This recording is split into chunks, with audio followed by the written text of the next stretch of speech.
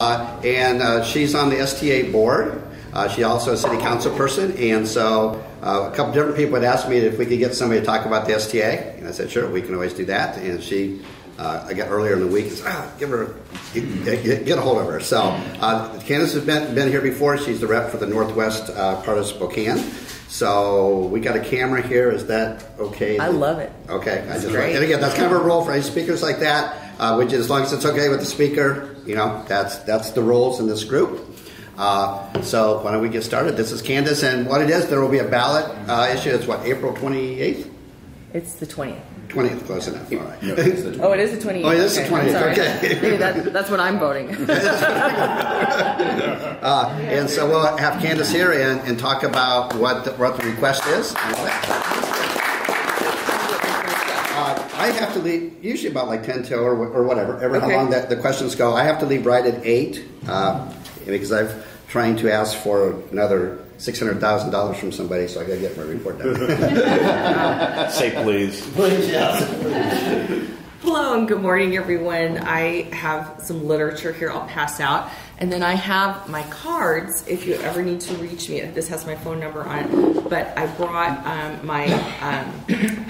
they're called Community Economic and Revitalization Board cards. I serve under the Department of Commerce. I'm the appointee for the Association of Washington Cities, and I apologize, I brought the wrong stack, but the number's right, so you can call me on that.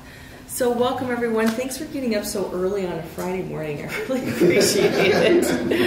I have to tell you, I first want to thank Kurt, because Kurt I've known for years. I come from the North Indian, or he's from the North Indian Trail neighborhood, and I'm from the 5 Mile neighborhood, and we're sister neighbors, and we have very many things that we've worked on together over the years, because our neighborhoods have faced some of the many pressures of all the bad roads and the crime and similar issues, and he's always wonderful to work with. And then I got an opportunity to meet him and his wife even better last year, or I guess it was 2013. It goes fast, doesn't it? Because he was in the primary with me, and I just have to tell you what a gentleman he is, if you obviously know this about him. But it's such a pleasure to work with a great candidate like him, and I'm so pleased that he's still serving as neighborhood chair, because we still have more to work on together, and it's just great. I also want to give a shout out to Dave, because he and his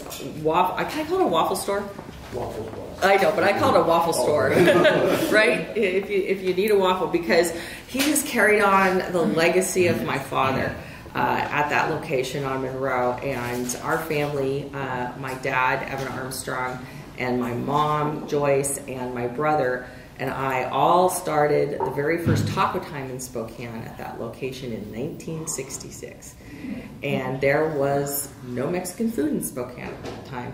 And how a bunch of Norwegians got into the Mexican food business is beyond me. But my dad actually, if you don't mind just a little background here, I love history too. So my dad got into the food business when he worked at his dad's malt counter at the Model Pharmacy. I noticed you brought donuts today. Were those from the donut parade by any chance? No, they're yolks. They're yolks. They're still yolks. Okay, but who's been to the donut parade, right? Okay, so there was... Last week. Okay, there you go. Well, that was my grandfather's, and he had the Model Pharmacy there, and there was a malt counter in there back in the day. They all had the soda fountains and everything, and that's the history of Spokane. And so Dad liked all the food, and he loved all the marketing, and so he decided to enter a marketing contest, because Dad was becoming a pharmacist as well. And he came up with this idea that if you run Christmas lights down each of the aisles and someone says, "Where are the cotton balls?" and he could just push a button, and then the pink lights would light up that row, and then you wouldn't have to walk the customer over. Sort of like the blue light special, but the old-fashioned way. So he thought he'd come up with a pretty good idea, and he submitted it to the National Pharmacy magazine that year. And he won the national marketing contest for pharmacies across the country to try to help them do something interesting. And the prize was a brand new Corvair. Wow. That's pretty cool in 1964, right? But what was second prize? He really wanted to open a restaurant, and he had tried these tacos. Heard of those tacos? Yeah. when he was traveling down in Oregon. So he told his dad, I'm quitting pharmacy, I'm selling my brand new Corvair, and I'm opening a taco shop. Well, how do you think that went down? With Dad, not so well. Well, it turned out to be actually a really good idea. So he picked that awesome spot, which is where Dave has his waffle shop. And Dad and I still go in there for waffles, don't we? Yeah. So that's kind of my history with Spokane and food and business. And I am a new city council person. I really didn't want to do this job. I will tell you that I really didn't. I'm very happy in my life. I love doing neighborhood things and all that. And I finally was convinced that we need someone to serve, and I had the opportunity to do it. And I have to tell you, I love the job. I absolutely love seeing people that I know from the past and meeting new people. And I'm trying hard to represent my district and my city and this part of the state. And I'm excited to be here to share with you a little bit about STA, because that's part of my service, is serving on the STA board. I brought with me the senior communications specialist from Spokane Transit Authority, Brandon Rapez-Betty, here today to keep me honest on my facts, because I have a lot of facts and figures that I can share with you. I'm giving you the STA moving forward information. That was some of the information that we used when the STA board made a decision to put this on the ballot for you to choose. And that was all the decision that we made. We decided that it was important enough for you to see the information that we had, and there will be this measure coming up on the ballot based on some decisions that were made earlier on about what proposals would best benefit the entire district. So I'm going to go over a little bit of that, but I want to save a lot of time for questions, because you guys obviously are up on everything, and I'm sure you have a million questions. I'll probably be able to answer about 2 of them, and the rest Brandon's going to probably answer. So STA serves what area of is it just the city, or is it the county, or is it the, who knows? County Valley. It's mostly the county, but it's not the whole county. And I didn't know that. They have their own transportation, but it's kind of like a school district. It sort of moves its own way. But it's mostly the county, and it's all of the city. I don't think there's any part of the city that's not in the transportation benefit area. It has its own taxing authority. It has its own board. And it has its own operating mechanism, and it runs pretty much like its own municipality. And it has a lot of money, and it's really important to understand how STA works and how decisions are made. But it is a representative government, and people who live within that area pay the sales tax, and the extra sales tax helps fund, along with a lot of other things, STA. And it is represented by county commissioners. There are 2 county commissioners that represent the county portion, the unincorporated county, and there are 3 city council people.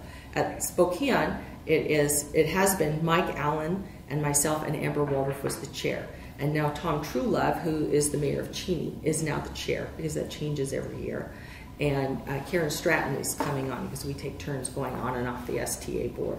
So I'm pretty new to the STA board, and I don't know how long I'll serve at their pleasure, but we do try to take turns so we all get a pretty good feel for it, because it's so important. So, does anybody ride the bus? Oh, all right, great. I do now and then. I can't get them to take me to all the meetings that I need to go to. I keep trying to ask the driver to go off the route, but they won't do it. So I'm trying to think of what's probably most important to you, since many of you are familiar with the bus and how it works. Probably the biggest news is that since 1953, we now have more people riding the bus in Spokane than ever before in the history of the bus system. We've just topped, I think maybe who knows how many rides, they count it by rides, how many times somebody gets on and off the bus. Take a stab at what our new record might be. The riders? Like how many times, not individual people, but how many times somebody gets on and off the bus a year. And this includes, of course, all of those going from the convention center parking lot during the Bloomsday. 3-day, Yep. you know, these boost those figures up to 11. No, I think it's 14 million riders apparently a year. Well, you overshot it, but you're not that far off. 11 to 14, somewhere in there. You win. It was 11. It was 11.3 or 11.4 million times. Yeah. So that's how. Yes. That counts transfers and everything. Somebody says on and off. That's right. On and off. It's not unique riders. It is not unique rider. I mean, 11 million in Spokane. I don't think it's so. A nice round number. What's the percentage of the population that uses STA service? Do we have an estimate? 5. So in our Brandon Ropez-Betty from STA. So we ask in our community perception survey, which we do on an annual basis. The figures are, we ask the question, have you ridden in the last 30 days? Have you ridden in the last 3 months? Have you ever ridden STA? I cannot recall off the top of my head in the last 30 days. In the last 3 months, it's like 30%. And then in the last, if somebody has ridden STA at all, it's 83%. But that does capture a lot of our special event riders. So on events like Bloomsday and Hoop Fest, when there's a large contingent of the community coming downtown, that includes those numbers. That's of the respondents, correct? It's a actual scientific survey, so it's not self-reporting. It's what? How's the criteria for the survey? You know, how's the data collected? What's the data points? What's that? What's the data points for the survey? It's the N is 400, and so that's the sample size that's statistically used. More. Yeah, we use more research to do our scientific modeling. So there's 400. How many? So that's the sample, which is obviously not research then, because it's not a big enough sample. But 400 is the scientific standard. I know, for it's crazy. research I don't disagree with it, but N equals where do you collect the 400 from? Just random phone calls? It's from people inside the public transportation benefit area. So throughout the part of the county that is served by transit. And how are they reached? They reach with paper and a pencil, or you call them on the phone? They're called. They're called on the phone. So it's only really So they have people to that land vote on. and answer the phone. Mm-hmm. Yeah. Random selection. Yeah, it is. And you know what? I said, you know what? That N. Oh, it's called N. It's in a statistical mode. I said we need 600. You know, and they shouted me down. So no, the difference between the margin of error between the two is too expensive. So we're not going to pay for the other. You know, to bump it by another 30% from Monroe all the way through downtown, and then you could go all the way up Regal, and the other one would go out up and down Division, and then out to the valley. For the high performance For transit. high performance transit. Actually, it's the Central City line, which you mentioned, but it's actually the second one that would be fully implemented is the Cheney corridor, and that's our trips that carries back and forth between Cheney and I-90. Those are the two full. And then there's 5 other corridors that would receive what's called HP High Performance Transit Light, which just means it would get some of the elements of those, because this would be a first increment of high performance being in those corridors. So what we know is transit is on the rise, not just only in Spokane, but around the country. And I was sent to a national transportation conference trying to wrap my brain around really what is happening, because Spokane operates a little different than other cities. And what I learned was that the projection for all urban areas is that people are re-urbanizing, meaning they're coming back into the cities. It's happening with two ends of the spectrum, what they call the millennials, which is the younger set, and then the retirees, because they want to be closer to medical, they want to be closer to family, and they don't want to be so isolated, and they also don't want huge homes that This they is want to have to also maintain. due to the comprehensive growth plan that is involved in our state, where it's infill. And there are more idiots than in Spokane who've seen this as a good thing. So I was really speaking on a national basis because on a national basis. Spokane does operate. Did you? I'm sorry. Did you have a question? I'm trying to get past George's frustration to get to the point. It's fine to talk about national trends. I don't think Spokane fits into those trends at all. I agree, and that's why I went down there to find out what they were talking about.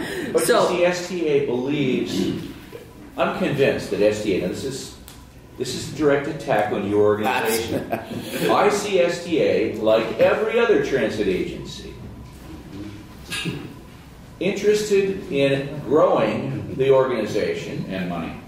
Well, money's a corollary. But want to grow the place, and we're not real transit guys if we haven't got some rail. We got to get rail. We got to have a lot. Listen, I lived for almost 40 years in Washington, D.C. I lived with the public transit system there.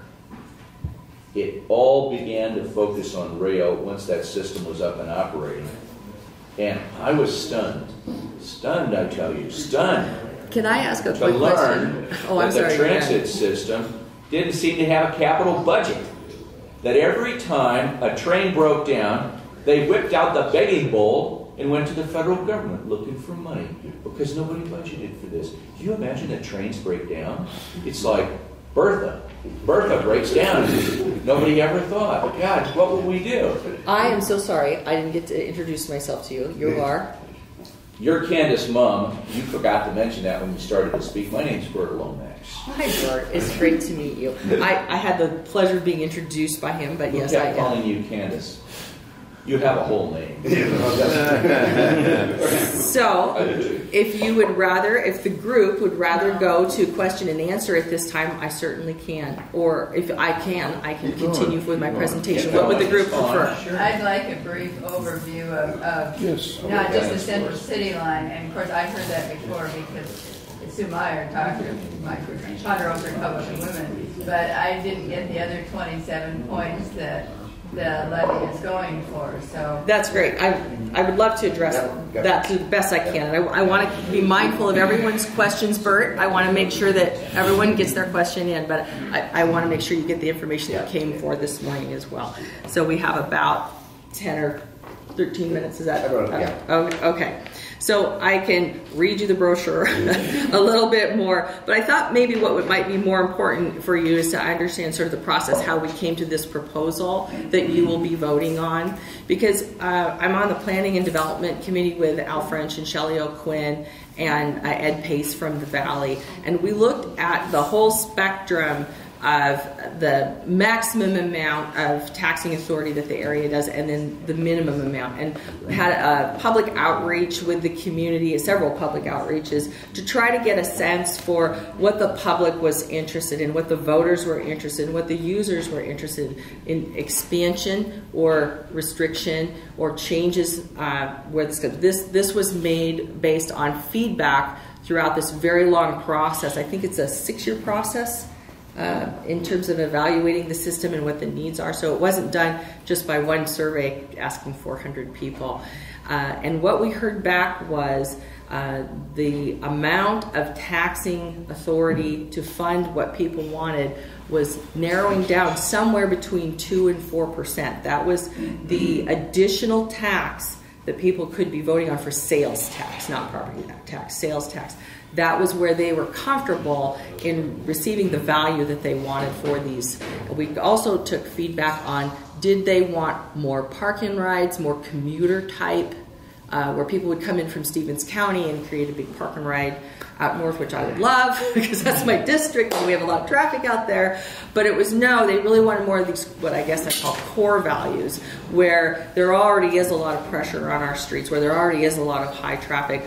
Dave sees it all the time on Monroe. I mean, there are people standing on almost every corner now. Monroe's one of the higher use areas. I think this 44% increase particularly was, I always say that's happening on Monroe because I can remember that's the main drag because everyone can walk to that line. And so this design came out of the public outreach and asking people, if you did it, where would you use it? We also spoke with a lot of corporations, because corporations are finding that this is a very efficient way to deliver the workforce that they need, because the workforce can't afford to live, the workforce that they want to hire can't afford to live near where their workplace is.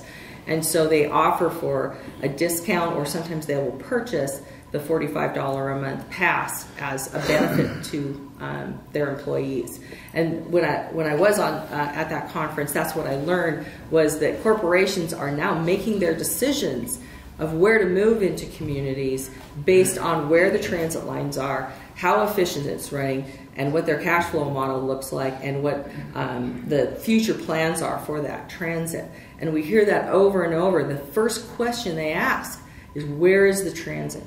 Because when Walt Worthy's building his hotel, he wants to know how he's going to get his workers down there. And when new businesses like Next IT are making their decisions about, are they going to stay in downtown Spokane? If we move to the Valley, can the bus serve it? Because they're heavy users of transit. So we are paying attention to that when building this plan. So back to our recommendation to the full board for what to go for. Is it a 2%, 3%, 4%, 5%, 6% that we would look at? We came up with the 3%. 0.3. 0.3. I shouldn't say 3%. Oh my gosh. 0.3. Thank you. 0.3%. 3 tenths. I should say 3 tenths. This is why you never have me speak in the morning. Candace, you say percent. Percent of what? A penny. 3 sales tax, 3/10%. Of sales tax. Of sales tax, yes. An increase of 0.03%. 3/10 of a penny. 3/10 of a Wait, that generates what, about $21 million a year? It's estimated to project over the 10-year period, because there is a sunset clause on it, proposed sunset clause. It would be about $280 million over the 10 years. So just to keep service as it is, there need to be a 2/10. Why? So, because that is the operating cost forecast for the future that would need to be able to keep the service level just as it is. So the difference, well, we ran all the numbers and projected the cost just like a regular business, and that was, again, about a 6-year process to come up with what it would cost to keep it going. And so when we came up with the decision based on the feedback of what the public was telling us about how much of an increase or no increase they were interested in, it was within that 2 to 4% range. And then when the feedback came back for what they wanted, this was close to the amenities or the improvements or where the tweaks would be for STA. We listened to them. And then when we made our decision, we looked out at the forecast into the cash flow models and the expenses, and we had a big discussion because there was definitely some differences of opinion on the STA board. And a little behind the scenes, it looked pretty split going into the decision based on what we were hearing from the smaller cities, from the Valley, from the county commissioners. And Mike Allen and I were in the office, and he came to me and he said, you know what? He said, I think what's missing from this is a sunset clause. And I said, I think you're right. And I said, how about you and I get together and go with a 10-year sunset clause on this and see, to prove that this is what the people wanted, this is what was promised. And so we shook on it, and we went into that meeting, and we did the meeting, and right at the very end, Mike said, I think we should do a sunset clause, and I seconded his motion, and that went. Everybody agreed that was the right thing to do, because we felt it was up to the public to make that decision, certainly, and it's not our job necessarily to promote what this is or isn't, but it's our job to take the information, the best that we have, and what the people that are within this district appear to be asking for, and bring it to you. And so that's where we're at, and it's probably time for questions. I think you were first, and then you're next. And then I still don't understand. You keep throwing out this figure, Candace, 2 to 4%. 2 to 4% of what? Is that I should say tenths. Is that a yearly increase? No, it would be a flat amount. What you currently pay, I'm thinking the city 8.75. Yeah. So it would be 2/10 added. So it'd be either 8.95 or 9.05. I'm saying this correctly, or 9.05. Depends on what city you're in, and in the county it's a little different. Yeah. I think you were next. Thank you. Yes. Real quick, did the real Dave more number one? 2 quick questions. How many passes a month do you sell? Passes Yeah. per month. Yeah. I don't have that number off the top of my head. Are you talking about monthly passes? Yeah. Yes. Okay. Compared to like people just putting money in the Yeah, like a ratio? Do you have a ballpark number? No, I don't have a ballpark number. We do have 99 employers throughout the PTBA that participate in our employee-sponsored bus pass programs, and so I do know that number off the top of my head, but I'd have to contact our customer service department. I'll get that number for next week because that is a yeah. Well, then the second part of that is that I get having an efficient bus system, okay, to reading the area and that kind of thing. But one thing that troubles me with this whole deal is this new little fancy bus system coming out of Peaceful Valley, okay? If it's $3 million approximately, correct my numbers if I'm wrong, $3 million to do the road bed, topping on $8 million per mile. On top of that, $3 million a mile. That seems kind of silly when you put a whole bunch of buses through that system for a lot less money. So a couple of clarifications. It actually runs from Brown's Addition, not Peaceful Valley. It runs, so it runs through that area. In terms of you're talking about the per mile cost of that project. There was a community process that was led by the Downtown Spokane Partnership in partnering with the City of Spokane and STA called the Central City Transit Alternatives Analysis. And this traces the project back to its origins. So the downtown plan in 1999 called for a streetcar. It called for a rail-in-the-ground streetcar system. And then in 2000... What's that? Well, I'm trying to justify it. $11 million a mile. So let me get through the history real quick. That was just what the community input led to be in the comprehensive plan, and they adopted the downtown plan as a part of the comprehensive plan. And in 2004, they commissioned a streetcar study, and then in 2008, it reappeared in the downtown plan update. So this is just continuing to appear in community plans.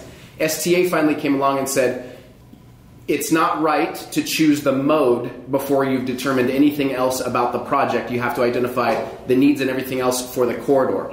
So they went out and did a long community process, getting community input about where should this go. There were 12 different alternative routes that were an option, and it landed on the one that is Brown's Addition through east to west through downtown and out to the University District and then over to community colleges.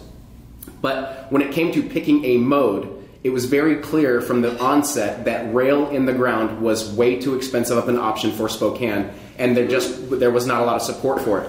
But there also wasn't a lot of support from the community. Remember, this is the Downtown Spokane Partnership and other community leaders in that. They said that just adding buses alone doesn't do... Can you pull the ticket real quick? Yeah. So you do that. And then, have a winner. Yeah, where you have, let me see, 271.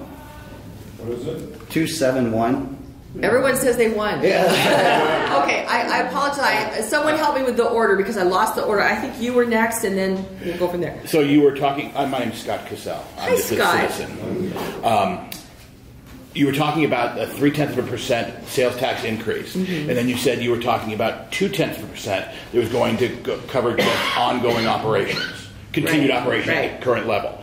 So we're basically talking that if nothing happens for the next 10 years, STA is going to come up with roughly $19 million in shortfall. Actually, based on no. your numbers. because I'm running your numbers. You said it was going to be $280 million for 10 years, so roughly $28 million a year. Run that backwards, that's going to be 28 or two-thirds of 28 million is roughly 19 million. So that's what it sounds like that you're talking about, that kind of shortfall if the ballot measure doesn't pass. Can I respond to that one? So let me describe the package in another way. So the $280 million, if you were to break that down into percentages, about 45% would go to maintain existing services, and about 55% of it would go to add transit to the system, and it's about a 25% growth to the service hours in the system.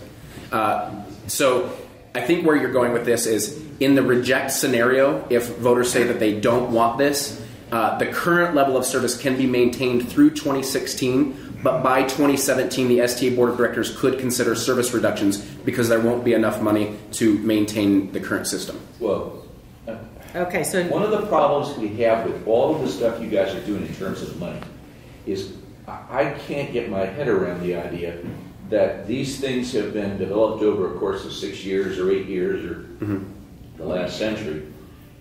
How much reflection do you have in both user projections and in your own Administrative staff over the last few years, and we're supposed to jump up and down and vote for this. Oh, I'm so glad you asked that. And all the planning and all the discussion it sounds like a great deal for downtown Spokane. Why doesn't Spokane pay for it and quit taxing the entire PTBA to fund this great, wonderful downtown okay, and I haven't met you.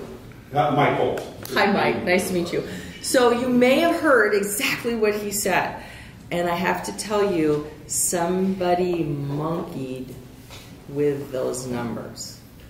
Somebody who can monkey with The board. So this happened before I came on. And what they did was, back to those projections we were talking about. The projections, writing out trend lines, 30-year trend lines, standard operating procedure when you're doing accounting methods, does not go bankrupt. But you know what happens is when you start changing what they call the assumptions, and you say, well, okay, the line goes like this, but what does it look like when we knock off 1% increase? What does that do? Well, it tilts the line down. Or what if we add 1%? It tilts the line up. So the board said, we want to be conservative. So let's just see what it looks like if we tilt the line down 1%. And it looks fine. There's enough cash for the next 30 years or 20 years. But then at that 1 year, pop, it goes down. I can't remember when it goes. 2026. 2026, it pops down into reserves. At the 2.5%. Doesn't go broke, and then it goes right back up. And so you can go look at the video. I asked Linda, our CFO, is that the correct title for her? I said, show us the true trend line, not the fake one. And it shows just fine. It shows it. So you guys are publishing the fake trend line? Yep, that's what I say, but I'm just one person. I doubt that. But. Well, no, Brandon can tell you.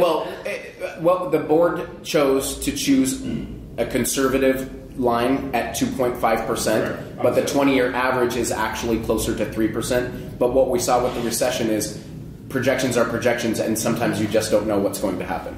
And so that the third increase in admin staff, how's that justified without that third increase in service or anything like that?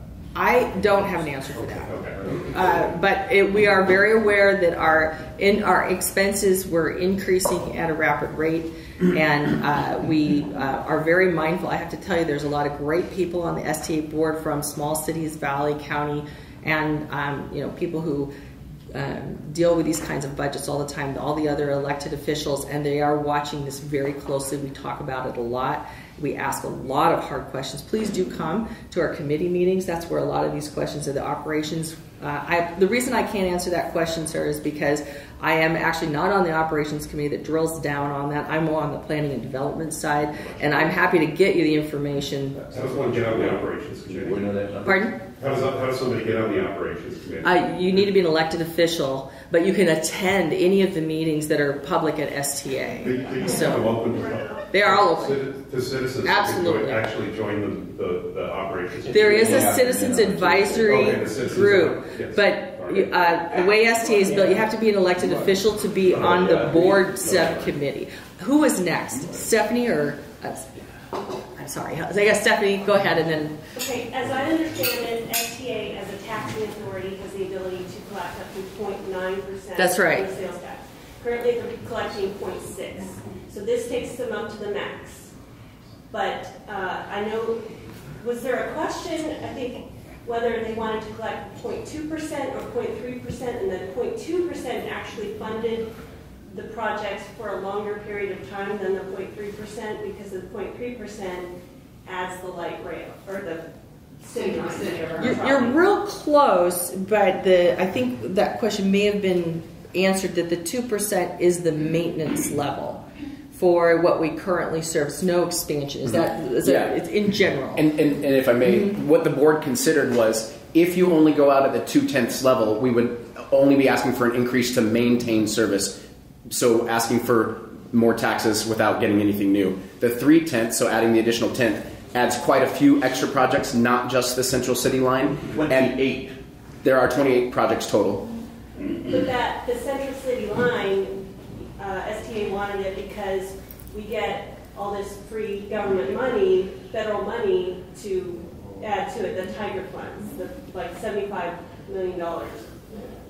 Of the $280 million that could be generated over the 10 period time, $12 million would be the local match. Right now, there's an ask at the state government to I think for 11.1 million or close to $11 million. So if we have the local match, which would be 12 million, we would qualify for an 80% match from the federal government from the Small Starts Fund, which is money allocated for transit for communities across the country. Tax money. So just on that note, on something I didn't know just from history, I see it back to Tim. I got you in my lip. Go ahead and rest your arm. And I know I want to wrap up because I'm watching my time here. In the history of STA, we have all been paying in federal taxes for over 50 years toward these kinds of programs. And have we ever gotten that money back? Have we ever? We've never received back a share or part of any of the federal funds that we have contributed to this program. You get 5307 federal funds for preventive maintenance every year as an ongoing grant. So. She's speaking specifically about the Small Starts grant. Okay. That funding we've never received. Okay. So Stephanie, did we get to answer that completely, or? Okay, so after 10 years, what happens? Do you have to go back to the voters to extend it? Do you have to go to the legislature to increase the taxing authority to collect a higher amount of the sales? So my expectation is there'd be a complete new planning process, and it would be revisited much similar to this, because we, like every government, has to communicate, go out into the community, get the plan ideas from them, hear back from them, and recalibrate needs and assess that, and then bring it back to the voters to review. Because of the 10-year sunset, then we would have to come back and reassess what worked, what didn't, and where the community wants to go from there. Does that hit it? Yes. Okay, comment and a question. I suspect that the people who get involved in your outreaches are biased. They are not the people that don't have time to go down to your meetings or get involved in this kind of thing, and they tend to be kind of the touchy-feely people, as opposed to people who worry about costs. That's a comment. Question is, if I take 11 million writers, that's about 25 to 30% of the population of the area. And if we allow for people making multiple rides, with people who buy bus passes and people who ride regularly, I think you'd have to say that from that standpoint, we've got to be around 2% or 3% of the population riding the bus. So, again, this might be because of the people you're polling, or I don't know what it's for, or maybe it's people wanting to give you the answer you want, but I think there's a specious number, and you really ought to take a look at it and make sure you give us a real number that has more basis than simply a statistical sample of 400 people. So, good. I think the question there is where the information comes from to help make these decisions. Yeah, and so, good question. I'm questioning your number. Great. So, I don't own the number, but I do know about that one statistical outreach that was done. But I have to tell you, the amount of going out in the community in this organization is at the highest level I've ever seen in government in this area. And I've been involved in a lot of things over the last 20 years. In fact, I think they might have overdone it a little bit because we keep hearing the same thing when we go out. But Brandon himself has gone out, I'm going to say probably well over 100 times to different places. Do you want to just summarize the outreach and where you got the feedback and information from? So we provided both traditional and non-traditional forms of public outreach. So we advertised on the radio for everybody to hear. We did 4 regional open houses, one in each of the regions, and the 4th one in downtown at the plaza. We created a new website for anybody who was interested to visit. It had a form so anybody could provide their comments. We did 50 community organizations to over 1,000 people.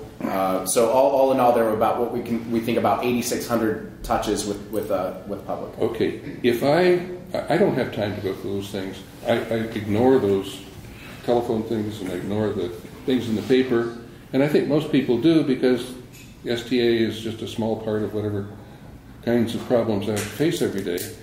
But until they want to start taking tax money. Until you want to start, then I get interested. And STA has a reputation, a long-standing reputation going back to the 60s of being very poor handling of money. The 6-acre desk of the CEO and the fact that we got this white elephant downtown, and the fact that all the buses have to run through downtown, for goodness sake. And complicate the traffic. The fact that you're running $300,000 buses with 3 people in them, instead of buying $30,000 vans and running those runs at the time when they're not high usership or ridership. I'm really not impressed by the ability of STA to use the money they have, let alone increase the income. So whether you and I like it or not, it's not you, it's us. It's we, it's ours, right? Okay, we're the taxpayers. But you're basing it on just a biased sample of people. Okay, I hear what you're saying, and I'm happy to give you more detail about who saw what, but I'm going to say 2 more questions, then I'll stay after so we respect everyone's time, and I need a monitor to help me know who was next. I'll go next. Okay, that's great. He hasn't had a turn, so okay. Sure. This is Dave Moore. That's right. Had his hand up for a while. I'm the other Dave Moore, and I've probably been Dave Moore longer than this other guy. But in any case, I have a really foolish question. What happens if we require STA to be self-sufficient? Impossible. I don't think you'd have a bus. Well, maybe we shouldn't have a bus. Maybe we should. You're right. Maybe we shouldn't. You know, that's one option. And I'm going to take one more, and I don't want to pick. Yeah. So who's the vice chair? Let's do it. Okay. Is everyone okay with Morgan going next? Okay, Morgan going. This is the last question, but I'll step aside and respect your meeting, and I'm happy to stay after, and I'm sure Brandon is too. And please. So I do ride the bus a couple times a week. I actually like the bus system we have here and generally support it. My issue is in this fancy little pamphlet, it doesn't say how much the city line is going to cost. Oh. Amazing. Does it have a reference material? Good. Brandon? Yeah, we have an entire fact sheet on the website that lists the per mile cost and the total cost of the project. So what is it? The total cost of that project is $72 million. $12 million of it would be local, and we've compared it to systems throughout, and it falls within a similar margin for other systems in similar sized cities. And then to follow up, that's a lot of money for Spokane. Do you think that the STA, if we gave them the $70 million, could use it more efficiently and to cover a larger area that doesn't disproportionately benefit wealthy downtown? Absolutely. It's I think I would speak well for our planning director to say that it's not that we have an entire transit system, and to think about the Central City Line as one isolated project would be to ignore what it does for the network. So in addition to providing the connections in downtown, it also connects to other routes outside of downtown that eliminate the need for all of the buses to go to the STA Plaza. What we've heard as an agency is that there's a lot of buses at the plaza. There's a lot of people who have to go into downtown to transfer that don't want to. And so by having the Central City Line and other connections outside of the city, we can reduce travel times by having people travel north, south, and through downtown without having to stop at the plaza. So the benefits of that project specifically to the network are reduced travel times and outside of downtown transfers, which reduces the footprint at the STA Plaza. Well, I want to thank everyone for staying and for having such great questions, and I really encourage you to communicate with all the STA board members. Come to our planning and development meetings are on Wednesdays at 10, and I believe it's the first week of the month, and then our operating meetings I believe are on the same day in the afternoon. I think they'll start at 1. And all of the meetings are listed on the website. Right, so the times, dates, locations, it's a public building just like City Hall. Think of STA as a city hall. It's the bus City Hall. And we invite you to come also to the general meetings. The great thing is they're also televised, so if you can't make the meetings, like you said, I know everyone's busy, feel free to pop on. And if this is a great issue that you really want to dig into, feel free to just sit there and go back in history and see how people came to the decision that we're at today. And I appreciate each and every one of you today for asking such great questions and having us here today. Well, thank you for coming. I have a quickie.